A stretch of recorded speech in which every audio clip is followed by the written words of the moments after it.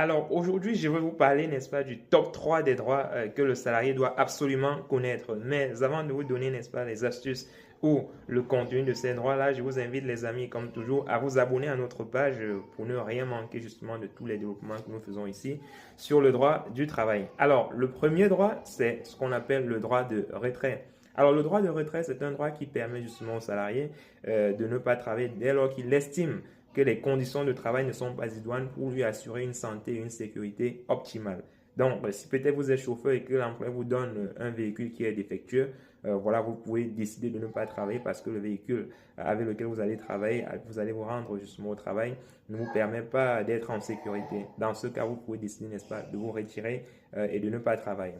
Le deuxième droit, il s'agit, n'est-ce pas, de la rémunération minimale conventionnelle. Vous savez, la plupart des entreprises en France sont régies par des conventions de branche étendues qu'on appelle généralement les conventions collectives.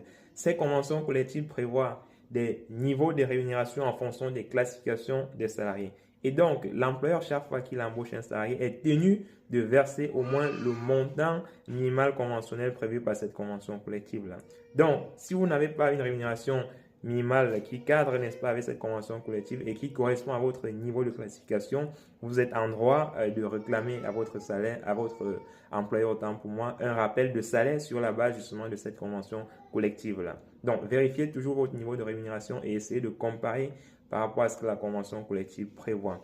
Enfin, le dernier droit qui est important pour vous, c'est ce qu'on appelle l'entretien professionnel. Vous devez savoir que la loi fait obligation à l'employeur justement de mener tous les 2 ans un entretien professionnel. C'est quoi le but de cet entretien? Cet entretien a pour but justement de faire le point sur les évolutions professionnelles, n'est-ce pas, et les perspectives d'évolution du salarié au sein de l'entreprise.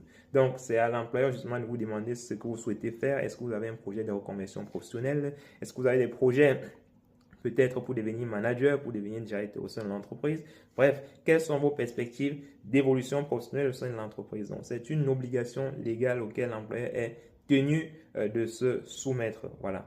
Voilà, j'espère que c'est clair pour vous les amis. Si vous avez des questions supplémentaires ou des questions à poser par rapport justement à ces droits-là, n'hésitez pas à les laisser en commentaire ou plutôt n'hésitez pas à commenter droit. Allez, on est ensemble les amis et surtout, portez-vous bien.